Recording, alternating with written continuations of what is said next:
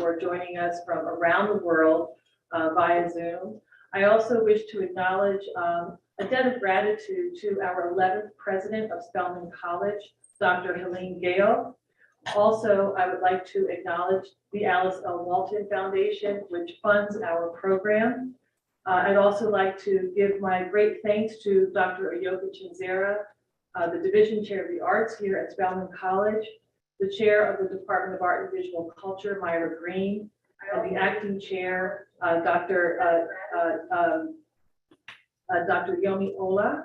And I also just want to again thank so many of you here today and those of you who joined us earlier today for a really warm and joyous lunch and learn in the Test Kitchen in the Spelman Wellness Center, where we got to know a lot more about Dr. Nelson and his career pathway. And I also want to acknowledge students, including Neil Grasky, who is a junior at Morehouse College, studying art history and curatorial studies and also French, who accompanied us, along with so many other people who are part of this audience this evening.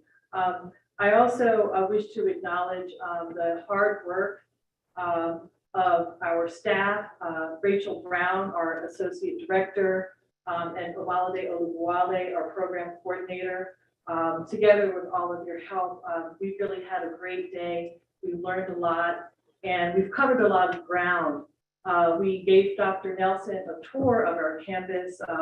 We walked around the Oval here at Spelman. We walked across to Clark Atlanta University. We went to the wonderful Lava Thomas exhibition at the Spelman Museum. We were greeted by the staff there, including our curator in residence, Karen Coleman-Lowe. We also went over to the Clark Atlanta University Art Museum, where we were also greeted by the director there. And one of the things that I just want to share that Steven Nelson declared when he walked into the exhibition in the gallery, he said, quote, "I'm in African American art heaven." And so it was just this wonderful declaration of the jewels that we have here, and that we never ever take for granted how lucky we are to be surrounded by such historic grounds, buildings, art history, and illustrious professors who guide us along our way. Our program is a program in art history and curatorial studies that grants degrees in art history and curatorial studies to students at the Atlanta University, serving Morehouse College, Spelman College, and Clark Atlanta University. And we are in our 4th year of operation. And I have to say, I think we're making our mark in the world, and we're really making the change that we seek to make in the arts ecosystem here in Atlanta, in the United States, and also globally. So I just want to applaud our faculty who's here with us this evening, our students and our staff for their collective endeavor towards this goal.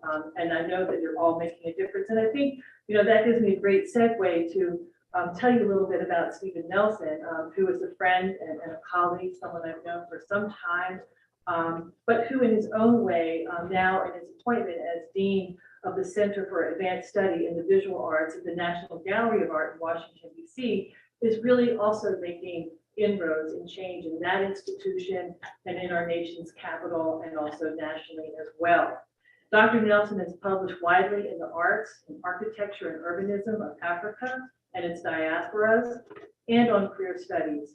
He is Professor Emeritus at the University of California, Los Angeles, where he served as Director of the African Studies Center and advised the university on its own diversity and inclusion strategy and planning. Before assuming the role of Dean at CASBA, he was the center's Andrew W. Mellon Professor. And most recently, he has joined the Press Foundation Board of Trustees, and he's been named a member of the Society of Architectural Historians 2021 class of fellows. Dr. Nelson earned a BA in studio art from Yale University and an AM and PhD in art history from Harvard University. I'd also like to share a little bit about his scholarship, and we got to learn so much about Dr. Nelson today during the Lunch and Learn. His award-winning scholarship, teaching, and administration and service have contributed to his international recognition as a leader, both in his areas of expertise and in art history more broadly. Nelson has presented at Harvard University the Richard D. Cohen Lectures on African and African-American art.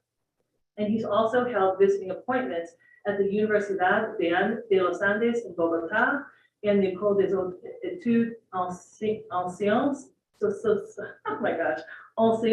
Sociales en Paris. Neil, I need your help.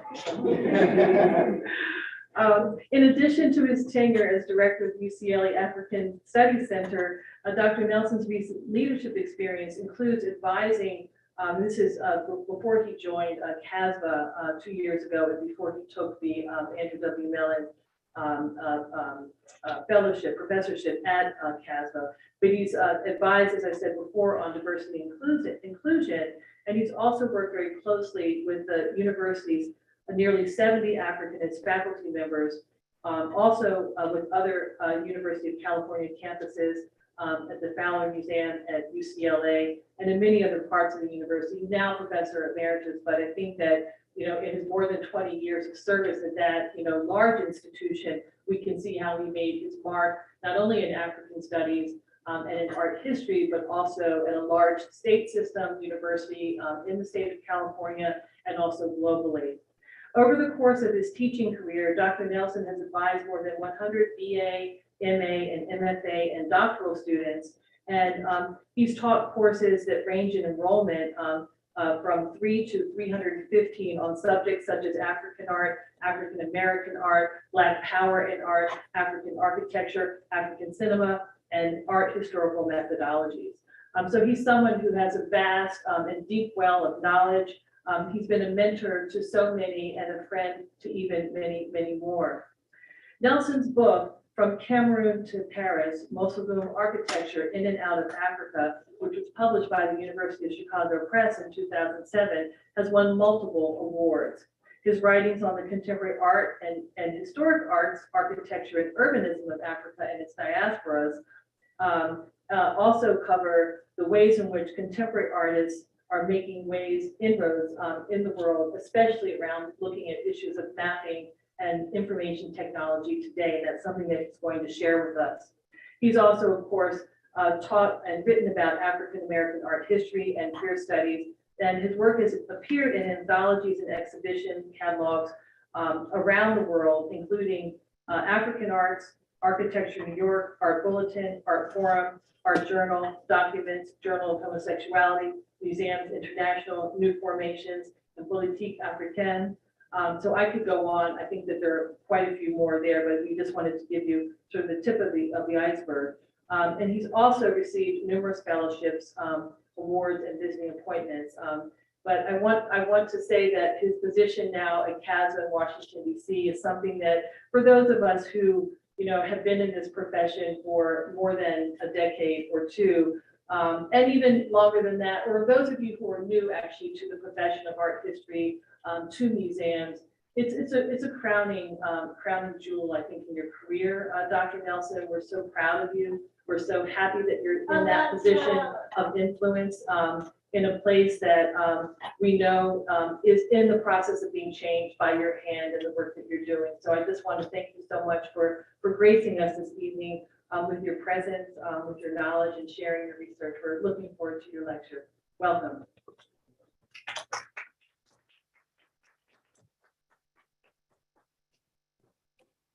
Wow, that was beautiful.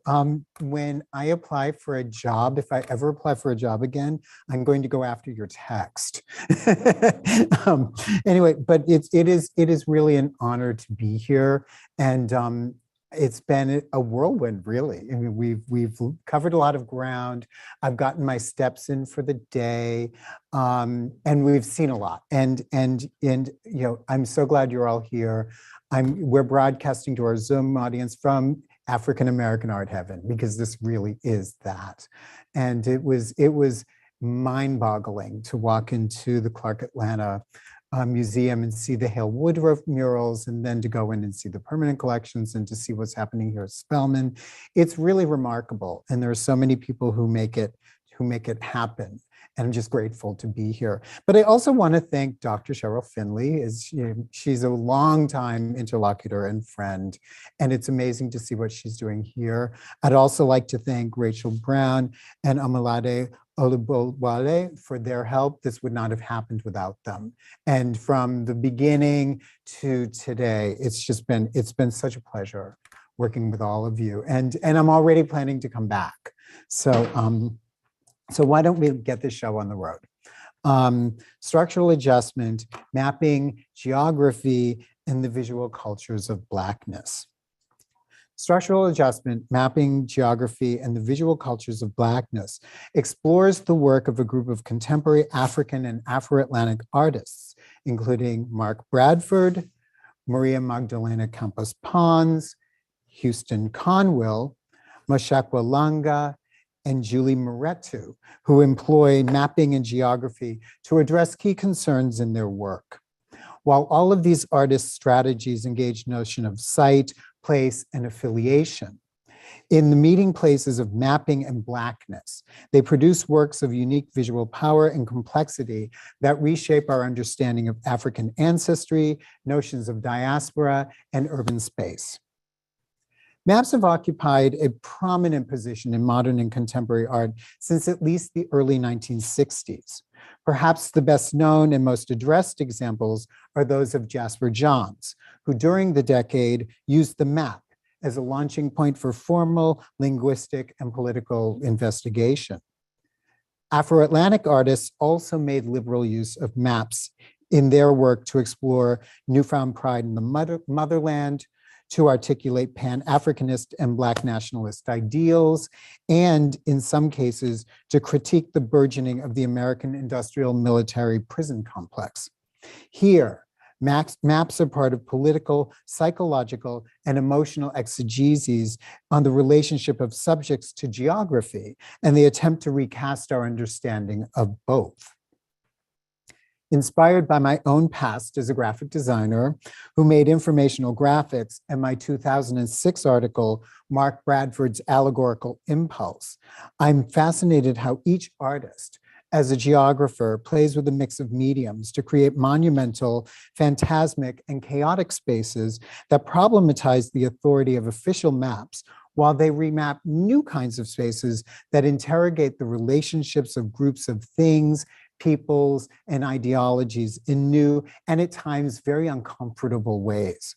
For instance, in his attention to urban geography, the incorporation of the cast-off, and histories of 20th century art, Mark Bradford, is typified in Untitled Number 15 from 2004, investigates the coexistence of formal and informal systems, underscoring ever-changing urban dynamics, relationships played out in urban arenas, and notions of Blackness.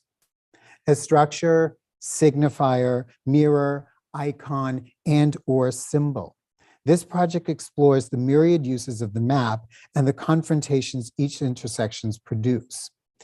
Moreover, understanding the map not just as a formal structure for art making, but also as psychological structure, emotional ordering, and a system of establishing relationships in the world.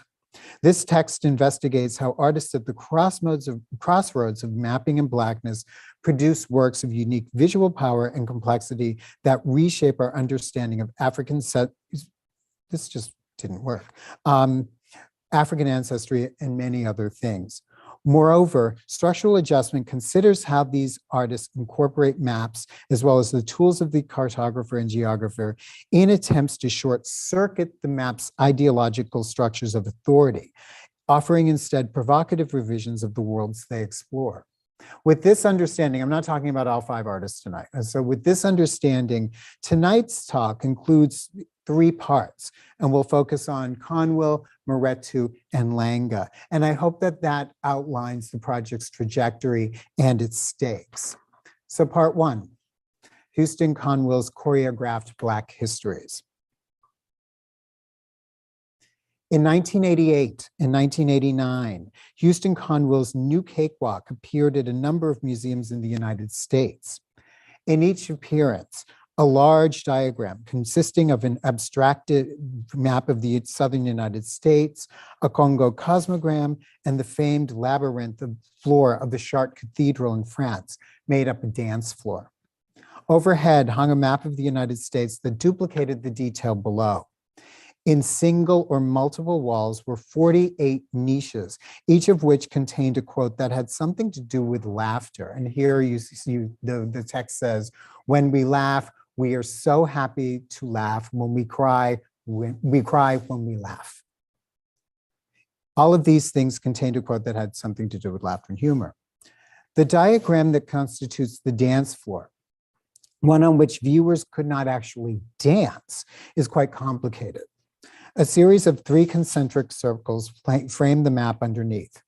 4 other circles highlight New Orleans, Atlanta, Louisville, and Memphis. And you can see these at the cardinal places in the map. So we've got Louisville, Atlanta, where we are now, New Orleans, and Memphis on this thing.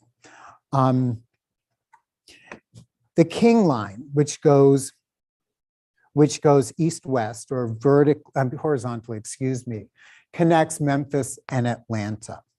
The Malcolm line connects Louisville and New Orleans. At the cosmogram center sits the small town of Tuscumbia, Alabama, which is the birthplace of Helen Keller. A spiral leads counterclockwise from New Orleans through Atlanta, Louisville, Memphis, and finally to Tuscumbia, which is labeled both as New Birth and as Mount of Joy. The outer circle, which spells cakewalk, announces the dance.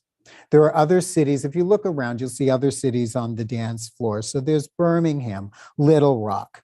There are symbols derived from Congo cultures and Haitian Vodun, and they dot the graphic, perhaps quietly marking other important locales in African American history.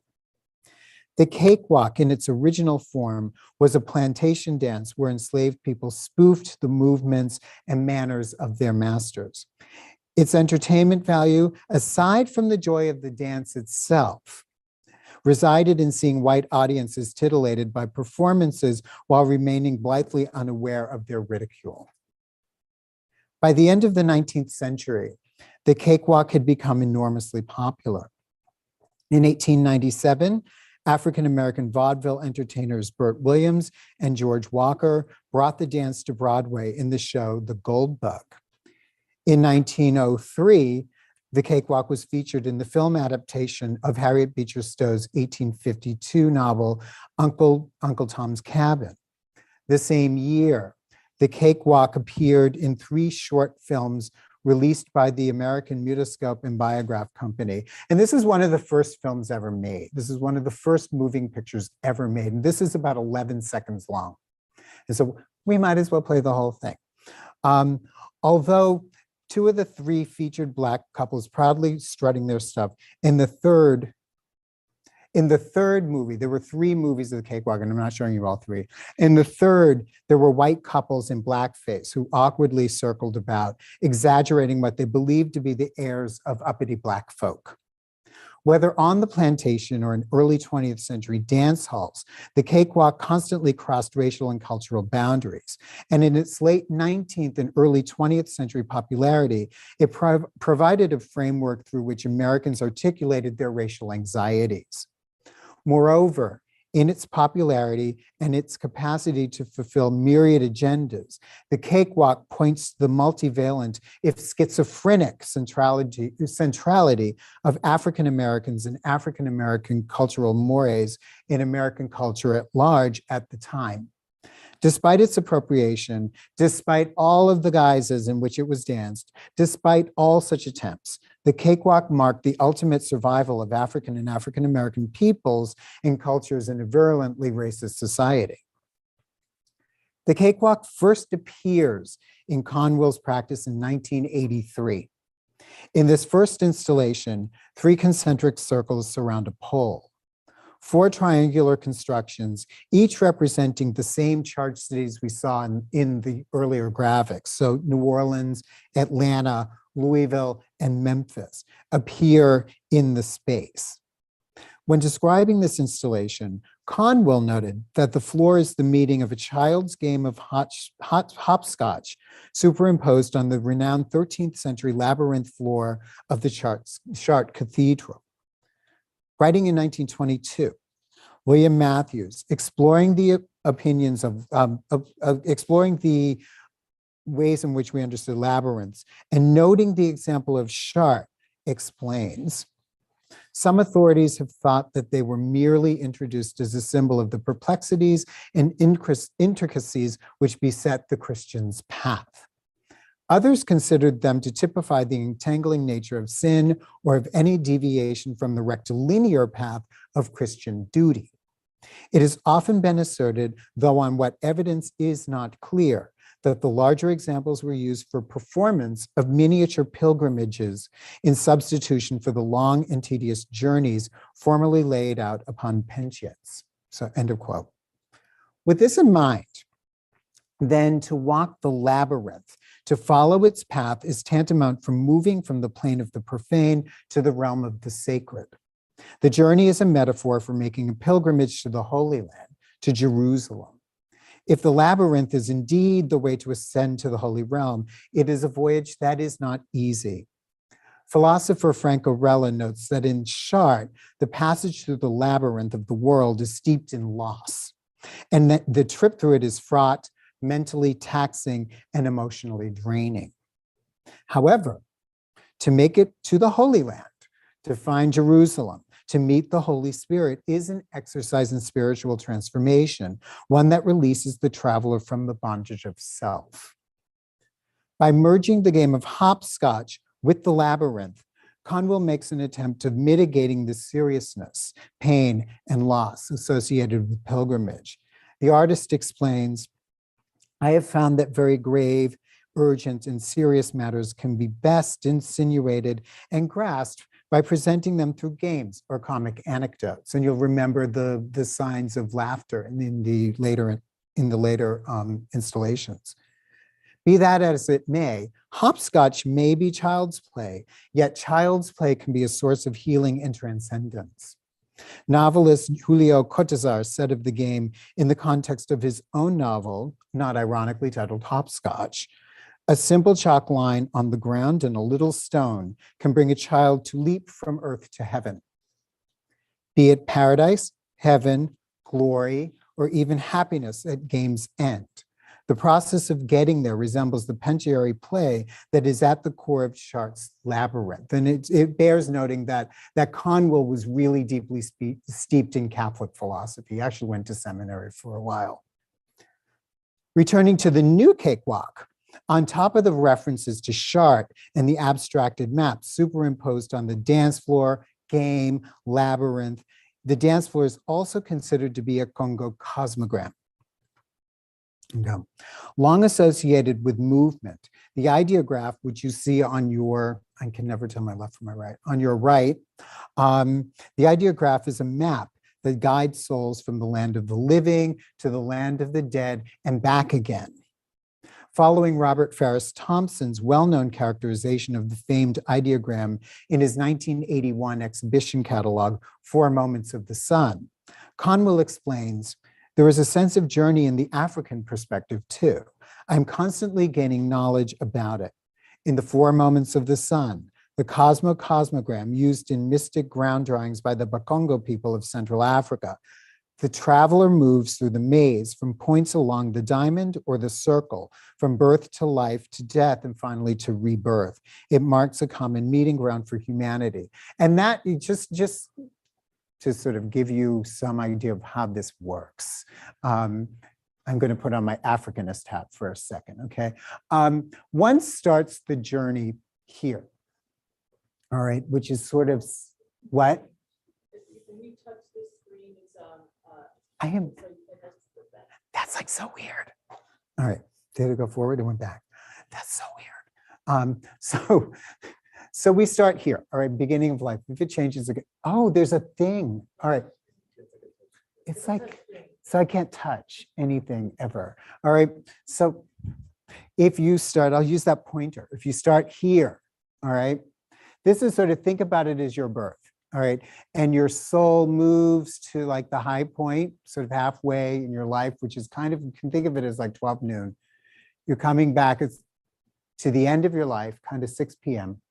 You're going through the other world, all right? And you get down to what we could call midnight. And then you come back again, all right? And so it's a cyclical idea of time, all right? And that's what Conwill is tapping into. So Conwill takes from Thompson an understanding of the cosmogram as a mapping of birth, death, and rebirth, a process that is tantamount to a Christian confirmation. He's putting the two together. Moreover, in calling the cosmogram a maze, the ideograph also shares potent analogies with the labyrinthine floor of Chartres. As Thompson has explained, the journey set forth in the cosmogram is not easy. It is one filled with sorrow and pain and loss. In this way, the cosmogram is a repository for pathos, one seemingly belied by Conwill's linguistic turn. The cosmogram, however, is not only spatial, but also temporal. Its spirals and concentric circles derived from patterns on shells are visual reminders of Gongo conceptions of cyclical time and spiritual persistence in the journey of life, death, and rebirth. The spiral represents the cyclical journey of the sun. So, you know, dusk, high noon, dawn, high noon, dusk, you're going through night and you come back again, right? Concentric circles may signify growth and change. Conwill applies such notions to his own conceptions of transcendence and to his formulation of Black history in the New World. The spiraling of Conwill's diagram recalls not only the labyrinthine move towards the Holy Land, not only Congo notions of soul travel and time, but also enacts several interlocking ideas of time. Moreover, regarding the two axes that I described earlier, King and Malcolm, while they show the intersection of two different paradigms of civil rights activism, they also bring the past into the present, collapsing them on the same spatial plane. In the early 1970s, Conwill found a setting in Washington, D.C. that dovetailed beautifully with his burgeoning interest in African forms, African American history, and ritual and contemporary art. Washington had boasted a very visible African population, and Conwill noted his exposure and immersion in the city's Yoruba community. At the time, the artist explains that he had seen Yoruba rituals at Howard. He and his wife were students at Howard, and that his wife, curator Kinshasa Holman Conwill, had taken on, in his words, the ambiance, lifestyle, and dress typical of the Yoruba community. He added, "We would go to naming ceremonies, all sorts of Yoruba rituals." The Conwills were married in 1971 in what the Baltimore-based Afro-American described as a series of, quote, ceremonies in the African tradition.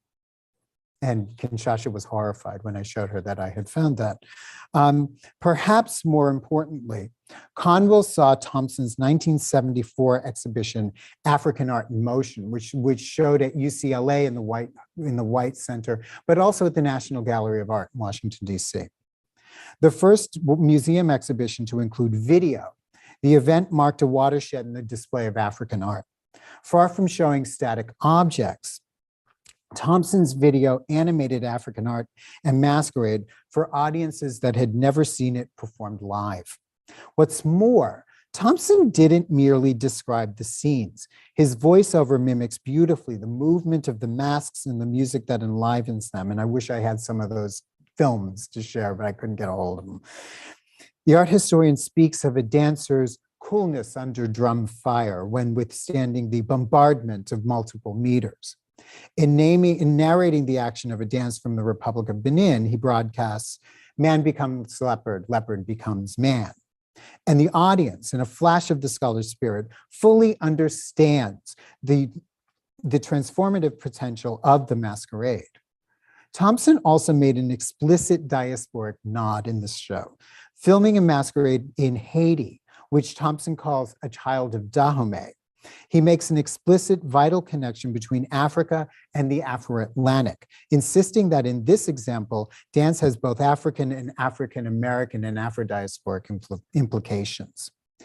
Thompson Thompson's unabashedly positive, loving, and mystical narration of African art that took its cues, at least in part, from the rhetoric of Black nationalism, provided Conwill with the tools he sought for his own practices.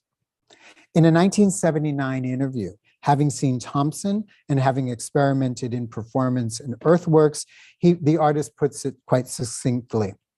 The end of 1974 is when I got the notion that what I was doing was something that was mine. And in the print, it's like all caps, but I'm not yelling, all right? By the end of the 1980s, these experiments would find their crescendo in the merger of the cosmogram, the cakewalk, and the cathedral, which together nod to a modern, hybridized African-American cultural history. In essence, with all of these references, with three different syntaxes overlaid on top of one another, what we are left with is a disorienting competition of signifying systems that resist any clear or easy reading. A geographic map meets a labyrinth, meets a cosmogram, meets an invitation to a dance intended to lead the viewer to some kind of ritual, sacred transformation. The names of cities sit before the viewer, but Conwill has not provided a sense of location. He has not transported us to a place. A map that situates the cosmogram in the terrain of the United States hangs overhead, but in its position above the dance floor, Conwill robs the map of its signifying ability. We can't access it. As such, Conwill takes the viewer to a non-place, a non-site. Like Robert Smithson's 1970s Spiral Jetty, a work Conwill knew. The new cakewalk exists less as a map than as a system of signs and a work of language that cannot be deciphered. And we don't really want to. But language and ideographs in this context teeter between word and matter. For Smithson, and this is Smithson talking, the names of minerals and the minerals themselves do not differ from each other. Words and rocks contain a language that follows a syntax of splits and ruptures. The same holds, I think, for the new cakewalk.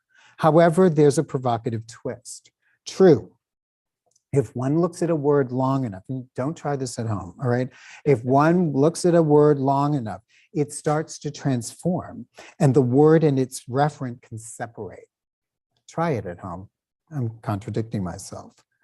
But in the world of the new cakewalk, the faults and fissures, the terrains of particles that we might think create voids filled with differing and dizzying systems of reference springing from indecipherable signs that signify Black presences, signal a break in a normal chain of signifiers, and construct a Blackness that is at once participatory and emotional. This is what is going on here. At the end of the day, Conwill leaves allegorical trails of absent presences that point to African-American yesterdays and today's systematically suppressed and hegemonic structures. 2. Post-Soul-Gesamtkunstwerk, Julie Mehretu's abstract spectacle, and I need some water. All right. In 2000, Julie Mehretu completed the painting Back to Gondwanaland. Consisting of ink and acrylic paint on canvas and measuring 8 by 10 feet, this large work was part of the artist's move away from earlier pieces that, in her words, had a diagrammic, map-like pictographic element to them. This particular painting, like Mehretu's work in general, is multi-layered. Underneath gestural strokes in various colors are delicate, transparent ink drawings, almost like architectural renderings that depict building fragments, footsteps of various creatures, topography, and even plant life. Although the artist notes that her works are moving away from the map-like and the diagrammatic, the layer that exists under her gestural bursts retains a kind of drafting normally reserved for informational graphics, diagrams, maps, and architectural renderings. It is as if the brush has been set out to attack the controlled drawings, succeeding in bothering and compromising the delicacy below. It would also seem as if the work's layers, instead of leaving the map behind, retain mapping as an organizing structure, as a comprehensive and complex way of systematizing her canvas. Since at least the turn of the 21st century, the majority of Mehretu's work has consisted of large, sometimes monumentally scaled works that appear at first glance as all-encompassing aerial views. Whatever their size or density, these works stage confrontations between painting and drawing, between the control associated with the former and the freedom so commonly accorded to the latter. These confrontations between mediums, between the Apollonian nature of the artist's drawing and the Dionysian possibilities of her painting, have been the subject of many conversations on the artist's work. And within these, this fundamental tension in calling out the conflicts between the syntax of rendering and that of gestural paint, and sometimes dramatic color, has been understood as political statements confronting abstraction. Related to such observations, Mehretu, like Mark Bradford, is often seen as an urban geographer, one who follows closely the eruptions and erasures that are the ebb and flow of the lives of cities. The resulting canvases are, for the art historian Joan Young, quote, narratives of urban development and the built environment and their impact on an individual's experience, unquote. It is true that Mehretu's canvases, whether brightly colored or muted, deal with questions surrounding not only deconstruction and construction in their dance with rhetorics of international development and its concomitant effects around the world, but there are also total works of art that bring the viewer into imaginary utopian spaces that do not narrate specific events, but rather explore and hold our attention in the gap between the concrete and the abstract, between the real and the unreal. To put this in formal terms, works such as Stadia 1 from 2004, depicting a transparent stadium overcome by dramatic whirls of paint and color, leaves us hanging between painting and drawing, in the gap between one syntax and another. These are indecipherable, nonlinear worlds populated by competing modes of existence, worlds that perhaps mirror our globalized, seemingly placeless present, worlds that, in a conversation with art historian Sarah Lewis, the artist called psychogeographies. It is Mehretu's construction of the total artwork, or to be more precise, the Gesamtkunstwerk, that lay at the base of her psychogeographies. In 1849, the composer Richard Wagner insisted, the great Gesamtkunstwerk must contain all the branches of art in order, as it were, to use up, to destroy them for the benefit of attaining their common purpose. As art historian Juliet Koss suggests, Wagner imagined the Gesamtkunstwerk in the wake of the revolutions that swept across Europe in the 1840s. And I'll get to the point. In the 1840s, as a utopic, all-encompassing structure that would change the arts as well as its audiences. So it's really hopeful, it's really utopian. Bringing together the visual and performing arts, it was deemed capable of immersing spectators into a totalizing experience wherein the boundaries between the different art worlds, different arts would be erased. At the same time, the audience would merge with the art. In effect, public life and the artwork would live as one. Wagner's vision was grand, and in 1876, it resulted in the construction of the Festspielhaus in Bayreuth, Germany, designed by Otto Bruchwald and intended to host the premiere of Wagner's Ring Cycle. And it's an opera that Mehretu is actually very familiar with. And I don't know if any of you follow opera. This opera is like 8 hours long. It's a thing. As is evidenced by her 2010 drawing Bayreuth and in published interviews, Mehretu was well aware of Wagner's theater and its role as an integral element of the Gesamtkunstwerk. In Mehretu's hands, the Festspielhaus is reduced to a transparent drawing, and it is nearly deconstructed and obscured through the systems of lines that overlay it. certainly a commentary on the forms of power amassed by architecture, it is also subsumed to the artist's own investigation of the Gesamtkunstwerk as a possible means for pushing and theorizing her own system of representation.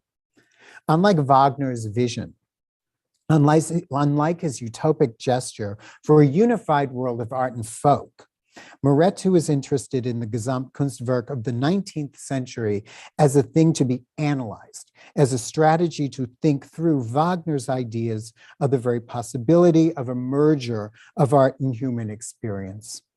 In deconstructing the Festspielhaus, Mehretu's work also exists as an exegesis on architecture's theatricality, both in terms of the specifics of Wagner's spectacular ring cycle, and she's familiar with that opera, and in terms of architecture's position as a kind of theater of idealization.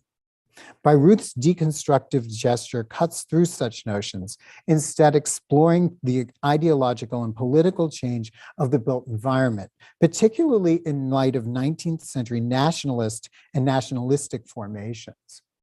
Moreover, if we understand the theater itself as a space of community, as a kind of home for the shared experiences centered on the spectacle of performance, then we can see Mehretu's intervention as a shattering of that illusion through the lines that cut, that deconstruct, that obscure the building itself. Wagner offered up the theater as a space of equality, pro-offered by the merger of art and folk. Mehretu unravels the composer's dream, exposing architecture's grand vision as being artifice, and the representation not of the dream of equality, but rather a vision that is a less than credible fiction. Mehretu points to the artifice of the Festspielhaus and its role in the construction of total experience, spectacle, and nationalist ideology. At the same time, this drawing, like works such as Stadio 1 and Raffian Logistics, exists as a mapping of spectacle itself. Moreover, Mehretu's works in bringing spectators into this new, psychologically charged world are Gesamtkunstwerken in their own right. Instead of Wagner's homely community of spectators with shared experiences, Mehretu's work formed communion based on the unhomely, based on plurality, and based on difference. These formations are predicated on the suspicion surrounding the 19th century Gesamtkunstwerk and its monumental aspirations, and coalesces around the very contradictions inherent in Wagner's wish for a democratizing movement around art and the mass public that in the end, as Andreas Huijsen notes, quotes, participates in the widespread 19th century imaginary of triumphal architecture, stable origins, and the mythic groundings of the nation. Mehretu's Gesamtkunstwerken display their contingencies in the gaps between mediums. They hold up spectacles. They exert their evocative force in the clash of layers. Yet leaving Bayreuth, which is for all intents and purposes a drawing with a concrete reference, in works such as Black City from 2001, it's clear that Mehretu's total artworks, her psychogeographies, the systems through which she deconstructs and constructs her canvases, are inflected by operations inherent to formulations of post-soul Blackness. In this sense, post-soul Blackness isn't a mark of subjectivity, and it's not engendered in my mind in this specific work's title. It is, in the words of poet Kevin Young, this tension between sacred and secular, between past and future, between degradation and redemption, realizing that degradation can be just what leads to redemption, unquote.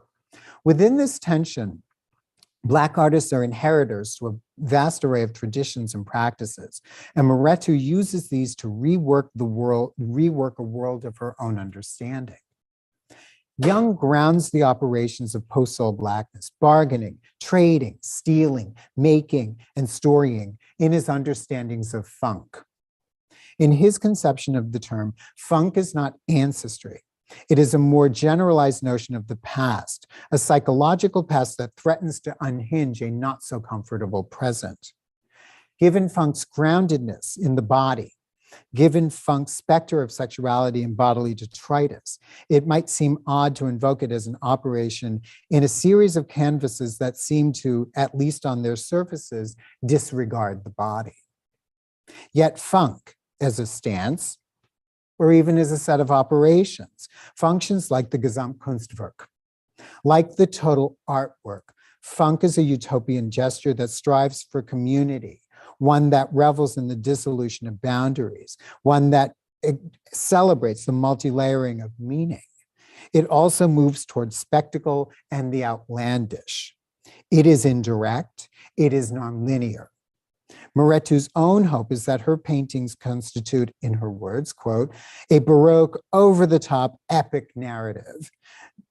These things nod to Funk's predilection for storying, for imagining a spectacle that is contingent, sometimes contradictory, and usually quite fierce. Mehretu's Funk parses out places, it reimagines time.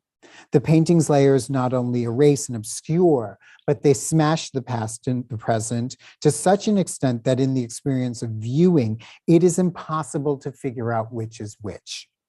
It also uncovers and recovers different syntaxes. Funk is a polyglot that samples and steals and repackages the world in new ways that exhibit its disjunctures and revels in the differences produced by them. And like dancing to Parliament Funkadelic, being immersed in Mehretu's Gesamtkunstwerken is not only pleasurable, but also leaves open the potential of euphoric transformation. And if any of you have not danced to Funk, which I'm afraid many of you have not, you need to, all right? Let's return to Gondwana land. Here one can see some funky operations in play. On the canvas, the primordial past, explored by topographic maps and transparent buildings, is caught up in dramatic and arguably joyful gestures of color and paint. An actual place, Gondwana land was the name given to the southern supercontinent that existed from around 550 until about 150 million years ago. It's a little old. Connected with its northern neighbor, Laurasia, and these sound like drag queen names to me. Can I just say that in an open here at Spelman? The landmass produced for the relatively easy migration for life forms. So they went from one to the other and back again. Gondwana land eventually broke into pieces, forming Africa, South America, India, the Arabian Peninsula, and Australia, echoing a kind of globalized movement, both with respect to life forms and the land itself. Gondwana land presents a striking analogy for today's conditions of migration and globalization. Yet, not only is back to Gondwana land an exegesis on a primordial past, it is also a study of the operation of time and memory in the work of Robert Smithson. He comes back again, who, while in the Yucatan in 1969, made two works focused on Gondwana land. The first, Hypothetical Ice Cap, Earth Map for Mexico, Gondwana land, is a drawing that superimposes the supercontinent over its parts. This second, called Gondwana land Ice Cap, made of earth and limestone blocks, only existed after its initial construction in photographs. Excuse me for a second. Far from existing as representations of a physical place, the works demonstrate disjunctions between maps and text. In the Yucatan, this place of Mayan ruins, where for the artist, memory is at best a machination of a viewer, Gondwana land is less a historical fact than it is an articulation of absence and denaturization. In the artist's own words, Gondwana land is a kind of memory. This is Smithson. Gondwana land is a kind of memory, yet it is not a memory, but it is an incognito landmass that has been unthought about and turned into a map of impasse. You cannot visit Gondwana land, but you can visit a map of it, and that's Smithson. Working with the past and present and working around the specter of Smithson, Mehretu's work is less about absence and less about the impossibility of memory and less about the displacement of the traveling artist than it is about the mixing of a primordial imagined past and a global present. Like Smithson, she partakes in deconstruction and denaturalization, but unlike him, she imagines Gondwanaland as a space of contradiction and reconstitution. It is a funky psychogeography that partakes in storying and in a play that is at once pleasurable in the way that funk delights in play and the freeing of the mind, and it's also political. Both of these operations are at the base of Mehretu's visual practices. Part 3, learning from Johannesburg, Moshekwa Langa's Maps of Desire. Moshekwa Langa creates geographies of space that point both to his subjectivity and to the poles of invisibility and hypervisibility. While his early collages incorporate maps and pages from atlases, his relationship to maps is ambivalent.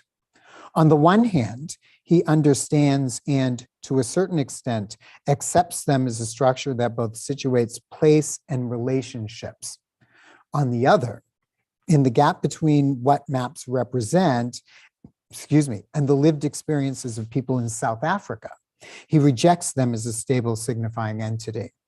Having spent much of his childhood under the rule of apartheid in South Africa, Langa recalls that as a young student, and this is Langa talking, another thing that motivated me in maps was the Homeland Systems operational in South Africa at the time. And this is in the 1980s when he was a kid. When I was looking at maps, I'd noticed that all of a sudden a place would end, although the same people would be living on this side and on that side of a straight line. It didn't make sense that whole areas of bush could be divided by a straight line or a wavy line. It struck me that the whole process of making territories is a random one. Trying to get my head around that, I started to find maps quite useless and authoritative. So I started working with them by reinscribing the lines. It is the failure of the map, the randomness of its boundaries, a metaphor for the arbitrary nature of rule and of law that undergird the artist's 1996 collage untitled, which you see on the screen. Trading in ethnography and the specter of race in the public sphere, Langa reimagines the human geography of Johannesburg and Pretoria, the two capitals of South Africa. The panels that make up the collage combine maps like those used in the artist's childhood geography lessons, city views, photographs, including two of Langa himself, and they're I'm not going to touch this thing. They're over here. And they, scribblings, account sheets, and newspaper clippings of stories and of race relations between Blacks and whites, as well as tidbits on primitive Africans. He obscures the maps. One of Pretoria has a statue in its center, and that's over here on the upper right. On a map of Johannesburg, the artist scribbles out names of places. On the balance sheet, which is on the upper left, he writes deceptive cadences.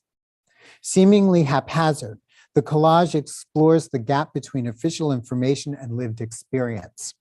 It also serves as a screen upon which the artist projects his fantasies of visibility and full belonging in the body politic.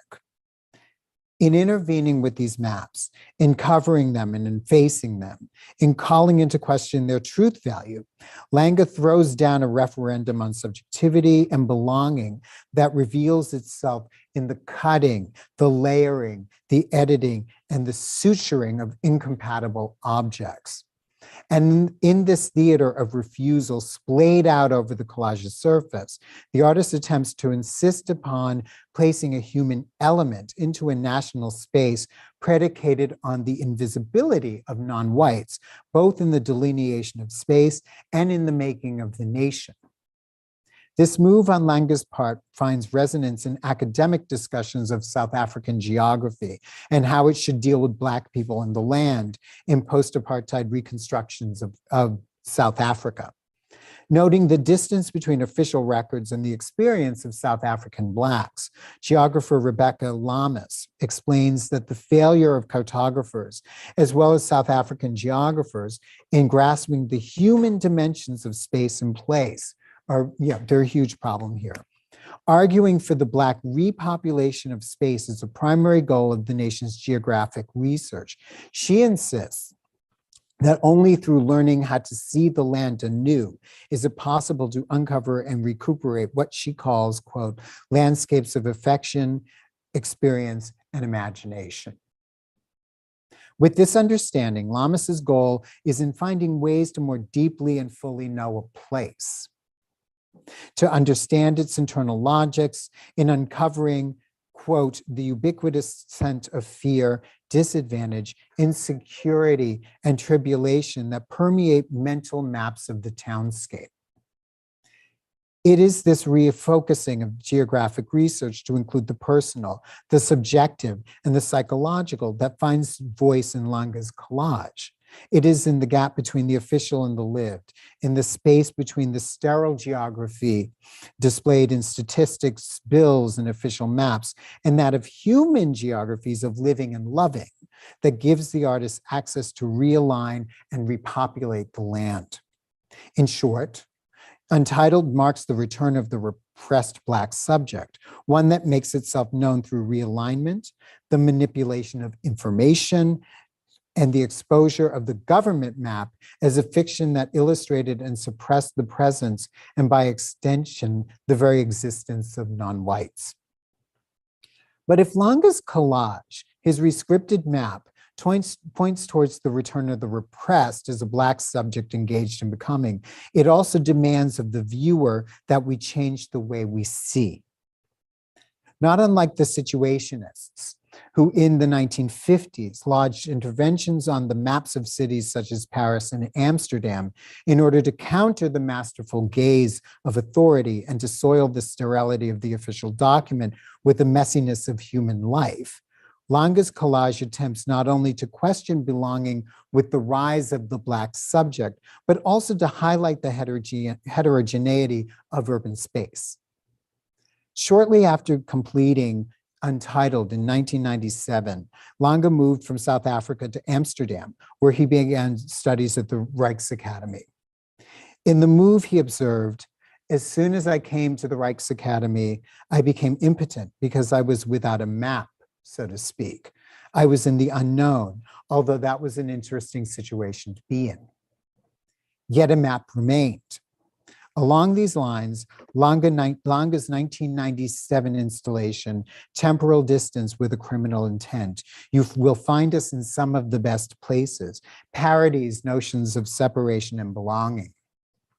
A confounding mass of threads, spools, empty bottles, and toys, the installation registers as a city that might well function. Yet in its seemingly irrational networks of strings and things, one cannot easily move through and around the work. Threads lead to dead ends, buildings turn into refuse. If there's an infrastructure at all, it is one that doesn't work.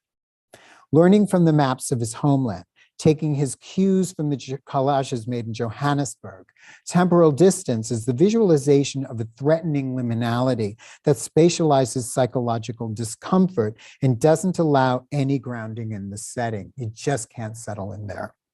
In its accretion and accumulation, Langa has enacted a series of displacements, and instead of giving us any reference, he instead leaves us placeless. In a sense, we feel what the artist felt when trying to understand and when trying to find himself in the maps of his youth. Placeless, invisible. The fragments that make up the installation are but ciphers of a fragmented global present that is in large part defined and structured by rootlessness, migration, and a sometimes bourgeois nomadicism. Like the collages, these works trade in geography and mapping. They are also resoundingly psychological in nature. The piling up of objects, build-up, accumulation, and collaging for Langa came out of his study with South African painter Penny Siapis, whose works such as her 1989 Wreckage Upon Wreckage directly cite the work of Sigmund Freud in their mediation of the human and psychological costs of South African apartheid.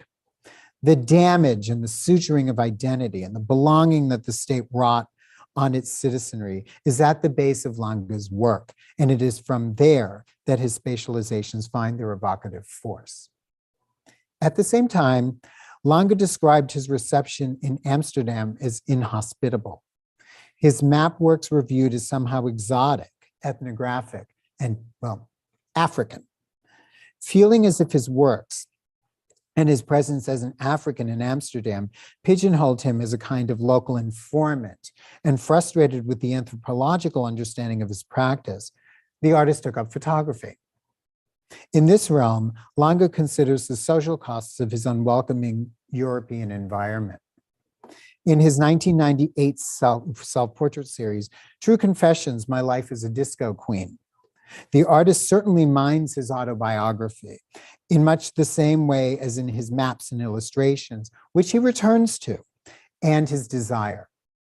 Such work is attached to a larger discourse of Black diasporic queer subjectivity typified by African-American artist Lyle Ashton Harris and Nigerian artist Ike Ude, whose tableaus do not take subjectivity as a given, but rather in their androgyny, in their artifice, point to identity as unstable and arbitrary.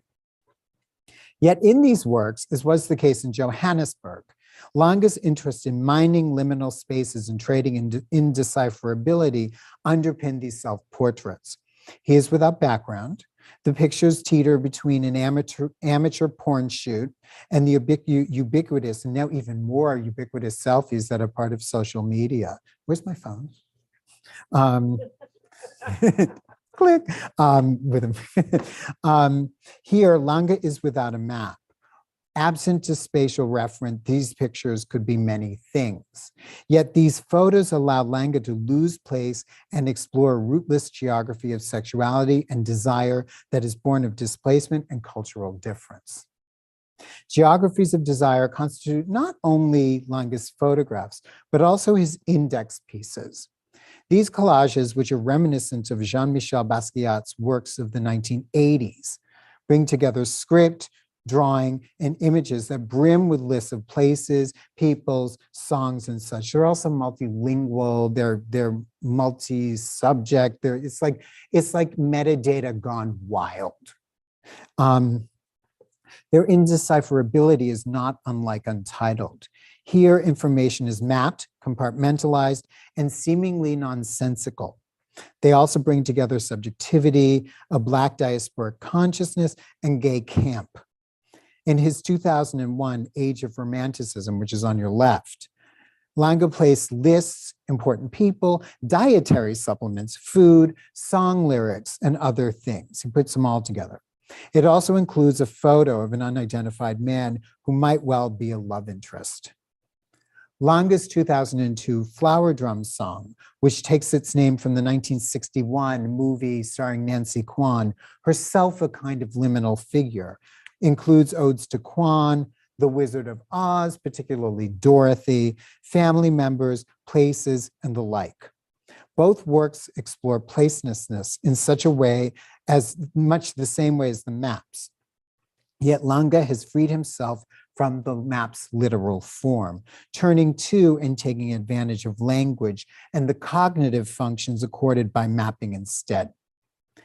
Both of the lists of words and strings that make up temporal distance spring from Langa's interest in the signifying function of language, and from having read James Joyce's novel Ulysses, experimentation into new meanings that arise when different styles of writing, or in the artist's case, different mediums and different kinds of lists intersect. These just sort of take pride of place. Yet at the same time, what Langa does create are complex networks of affiliation that refuse any easy interpretation. So to conclude, if the geographer has power, if the geographer can indeed create, define, and construct our understanding of a place, then the artists here take up the mantle and question, subvert the power of the maker. They map space. However, instead of rendering the world legible or readable, they create tableaus of chaos. And in the mediums that close in on and clash with one another, they attack and question the art object. In these ways, Conwill, Langa, and Mehretu create ruptures that open up onto other views and other imaginaries. And in this indeterminate space, in these shifting worlds, they envelop us in worlds that leave us wanting, leave us without knowing without knowing quite what to think, what to do, or what to say. Thank you.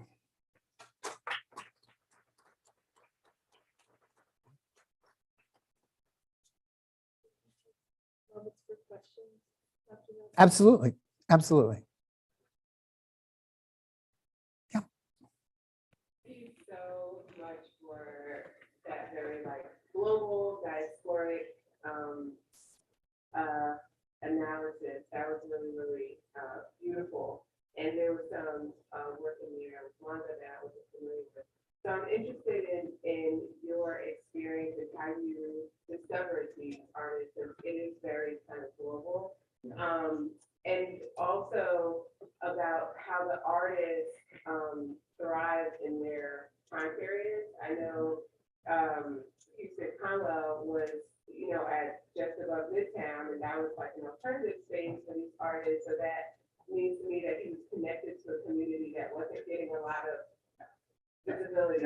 And then with Wanda, I thought it was really interesting that this idea of placelessness, also his last name is a little region in I think Cape Town. So it's placelessness within it's a place. He is a place. Yeah. So I'm interested in just how you kind of navigated through these very different ideas of Blackness and brought them together. Thank you so much. I'm just going to sort of repeat some of that because I'm not sure our Zoom audience can hear you.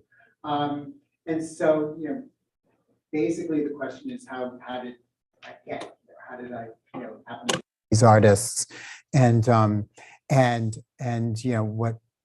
I do with it, right? Some of them I knew already.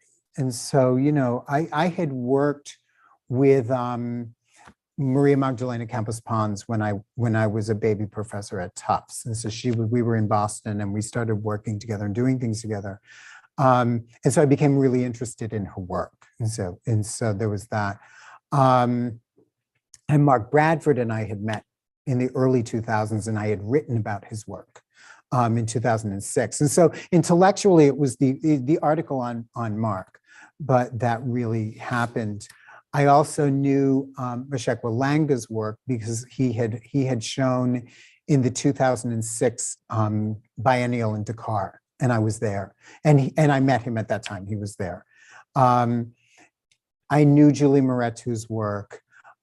Houston Conwill's work I didn't know so well, but I just happened upon a snippet about the cakewalk drawings at just above Midtown, and so on that level, the real question for me was how did they all fit together? And and oftentimes work is happenstance, and so this project actually started in 2012. So it started 10 years ago because I'm not fast and I'm not, but I got a call from my PhD advisor, Suzanne Blier, inviting me to give a series of lectures at Harvard for 2013, the Cohen Lectures, which Dr. Finley mentioned. And I was leaving for Germany the next day. And I was like, I can't come up with an idea in 24 hours. Well, I came up with an idea in 24 hours. I was like, I'm interested in maps, and I'd always been fascinated with maps. I used to make them for a living. I was obsessed with the World Book Atlas when I was a kid. And I was seeing these things in these works. And so I had sort of jotted off a paragraph about artist maps, and I listed about 15 artists and just sent it off. And so then it came time to actually have to start thinking about this. And it was in the thinking about sort of those names that randomly sort of flew out of my brain that I came to these 5. And they're not, in many ways, the 5 of them do such different things. And one commentator was like, well, I see 4, but for that person, Campus Pons was an outlier. And I was like, well, if you think about how the thought process and what processes and what goes into that, actually she's not. And so, but back to your other question, because another thing that you asked me about were the artists and finding their own community. So example, Houston Conwill with Just Above Midtown. That was one of his communities. But when he first started working, actually, he got his bachelor's degree in art at Howard. And so in the early 1970s. And then he and Kinshasa moved to LA. She got a curatorial job in LA at the Barnstable House. And he went with her and he got his MFA at USC. And so he fell in with a whole group of Black artists in LA. So Betty Saar, David Hammonds was passing through at the time, Barbara McAuliffe. He was working with a lot of performance artists and things like this in LA. So while people were not, I guess my point is that he had his community, they came back to New York at some point and he settled in New York in the 80s, I believe. And, but they all of these artists found their people, right? And whether or not they were noticed by the larger art world, many of them weren't until they were older. Conwill actually did show at MoMA in 1989. He had a project space in MoMA, and actually it was a version of the Cakewalk. I love that you showed his work was here at the High too. Yep, it was at the High. So that thing went through the High. It went to 5 museums, I think. So it went to the High, Williams, it went to Cleveland, and I'm forgetting the other 2 venues. But so the work circulated around. Magda's trajectory, she couldn't get a show at ICA Boston when we were like just starting out. Now they can't afford her work. And so, but Langa's sort of formation was in the Netherlands. Mehretu's was at RISD. And so, so what we have, and it's an interesting stretch of artists. So the oldest of them, Conwill, was born, I believe, in 1946. And the youngest of them is Langa, who was born in 1976. And they were born in different places. So, Mehretu was born in Ethiopia, Langa in South Africa, Campus Pons in Cuba. And they all, at some point, except for Langa, they all sort of migrate to the US. And so I'm rambling, but basically, what I started doing was following the work, which is, and we talked a little bit about this afternoon, which is not my trying to figure out their intention, because I could ask them that, right? But to see what they were doing and the effects of that. And then talking with them about the work of the work. And so I don't know if that at all answers your question, but yeah. It's been fun. You're sort of, would you consider yourself a geographer? Because it definitely seems. I don't, no. And I don't know why. I don't have a good response. I don't think. I think, oh, no. You know what? I thought of myself, because I used to make maps, right? But I didn't have those, I didn't study geography. I didn't actually study cartography. I studied graphic design. And so I was sort of sort of representing the information that other people, and I might do something with it, but I was representing what a cartographer had done and making it palatable for the daily news. And that to me was a different operation. I think it was a different operation. And so, and with this stuff, I think, definitely not a cartographer, maybe a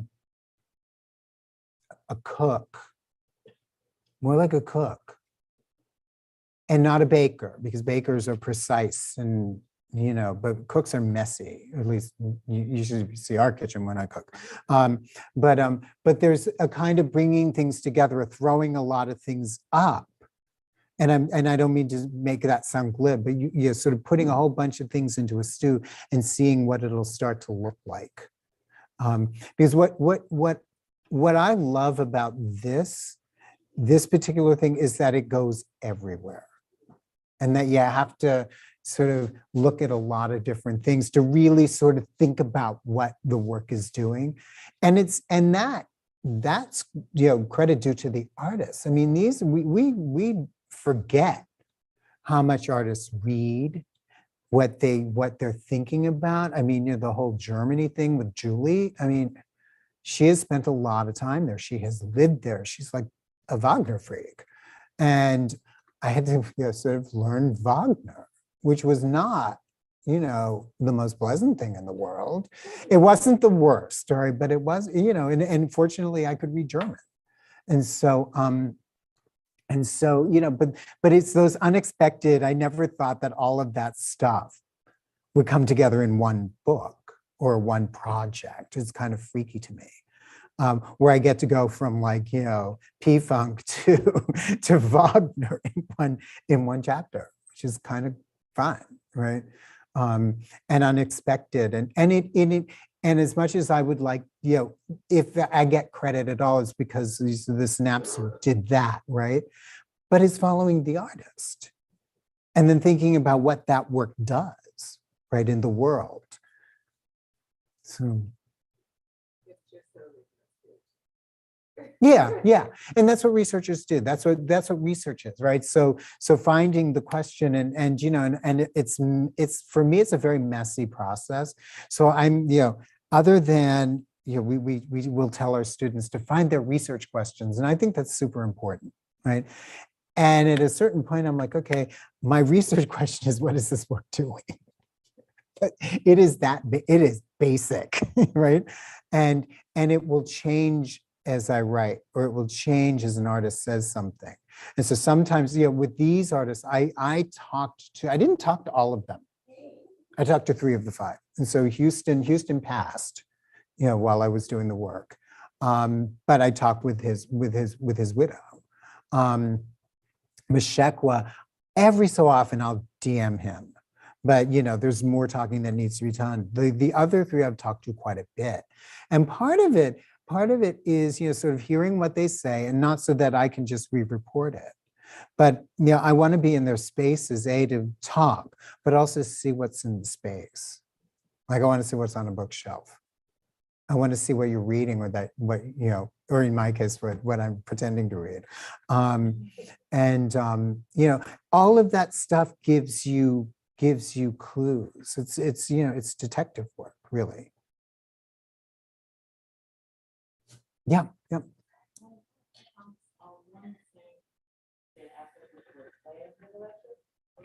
First, I would say that Langa's work on rediscovering or remapping the social connections that we found in Africa throughout the continent of Africa specifically, I thought was a really great example of what the world would look like if the Berlin Conference did not happen. So it does. He said the random was the blind. And so in my mind, I've kind of thought about that, looking at maps. Okay, what would this look like if these things didn't exist? Because when you visit countries today, you'll find that people are like you said, right across this street, but somehow it's a different country. Yeah. So I definitely appreciated that. That even though it is an imaginable display, it has a historical relevance and significance. The second thing I would say is specifically looking at the cover for Art and Motion.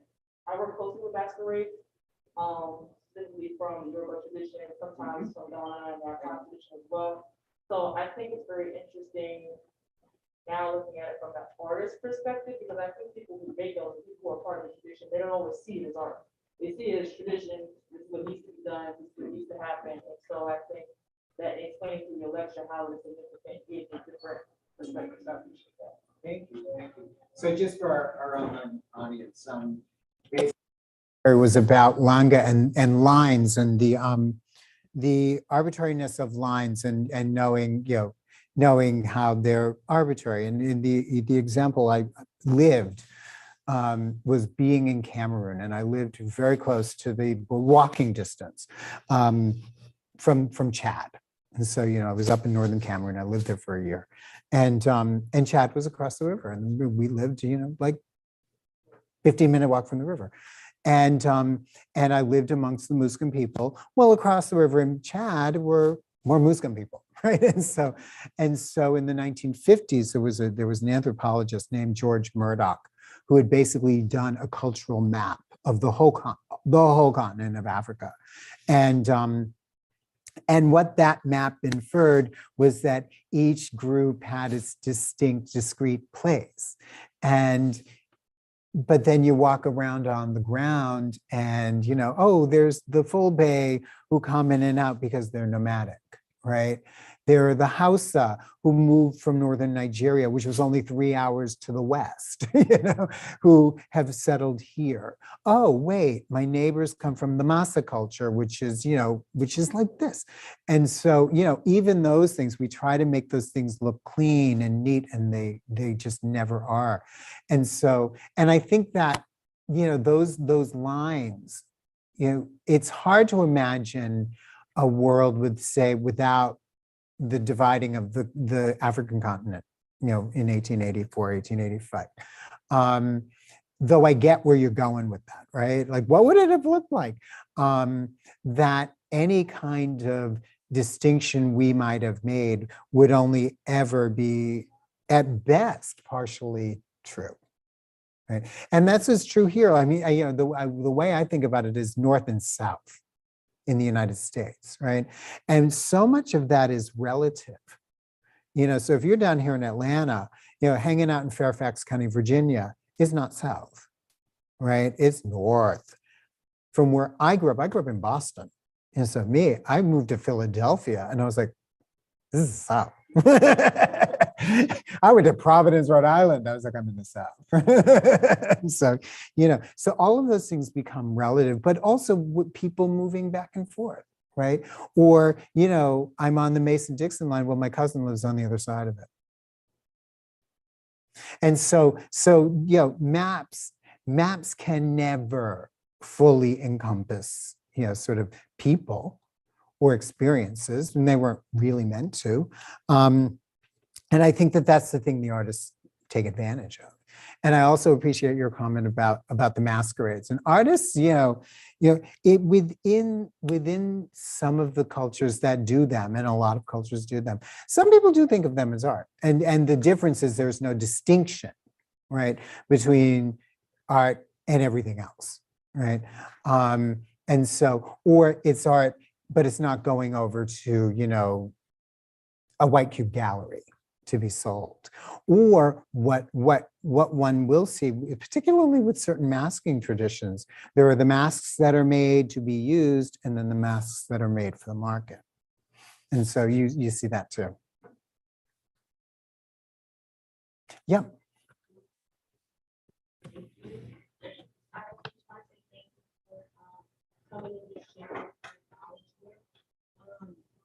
I also grew up in Boston. I'm from there, but I just think about the concept of like redlining in Boston, and how like that was such a, even though they don't do it anymore, you can still see it. But like you can still see the kind of like conceptualized division within Boston. Like I'm from Dorchester, but like if I talk to somebody from Boston, they're gonna be like, they're gonna act like it's two different places. Because they are. I grew up in Roxbury. Yeah, like, that's Yeah, yeah. Yeah. Franklin Park Zoo is the border. Yep. The lab might be the border between Dorchester and Madison. Yep. At the end of the day, these places are like, it's like a way of division, like lines have created, Mhm. going to divide, like, I would say, like, diaspora community Yeah. And like, even, like, this just made me think of something random of like just the implementation of business in proximity with Black community. And how like all these kind of things like in school and year and cityscaping. When I went to City Hall and field trip in high school, they literally showed us like how they plan out the way cities look all the time, like every store, every building that really so intentional. Yeah. So like even just seeing how artists utilize maps, like just making it like it looks random, it looks chaotic, it looks abstract, but it's telegraphed. Like every part is so telegraphed. Make that connection. So I think we should just like live a life on the map. Yeah, well, redlining was huge. And I was, I'm old enough so that, I mean, the whole busing thing in Boston, I was a teenager. And, my brother and I went to see friends in South Boston, which was Irish and very white and really hostile. And we had to be escorted out by the police. This was sometime in 1975. And I went with my grandparents they were from Jamaica and they settled in Roxbury. And all of, both of my parents grew up there. We were born there.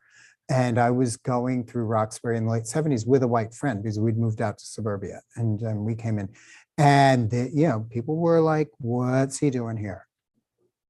And so all of those things were happening. And redlining is actually something I think a lot about in this project, specifically with Mark's work, because he's thinking about it, and those kinds of practices and how that shapes communities. The economic racism, right? That shapes communities and still shapes communities. I mean, if you think about any major city, and Dr. Finley and I talked a little bit about this today, and freeway construction in the 1950s and 1960s, I would bet money that you cannot find a single major city in the United States that didn't sacrifice a Black or brown neighborhood for a freeway. Not a single one. Then sixth, Boston, they just ripped a whole thing through through Roxbury and Jamaica Plain and part of the South End, and then they never built the highway, which was a good thing. But, in Atlanta, in LA, I mean, there's just not a single city, not a single one. So I would like to say thank you, and please have everyone join us in thanking Dr. Thank you. Thank you. Thank you all for joining us. Thank you here in the room for your attention and your brilliant questions. Thank you everyone for joining us online. And Rachel, are there any questions that we should? Yeah, are there any questions online? Just one, and it was, how did you narrow down your research interest in the study of art history? So within the field, how did you? I never did. It's funny. I feel like I never did. I had started, as I had explained that earlier this afternoon, I had actually started graduate school in modern art history. I was going to do like 19th century or 20th century France or America or something like that. And I shifted to African art in my third year. But I still kept thinking about modern art, modern stuff. And I also, kept studying African American art and Afro-diasporic art. And so I never chose. And so, because I always thought that one gets knowledge from all over the place. And so at some, on one day I'm writing about something diasporic, the next day it might be something African. One day it's contemporary, the next day it might be the 14th century. And so, it may be indicative of my inability to commit, but and I have friends who are very, sort of laser focused on, okay, I work on, the United States from 1960 to 1980.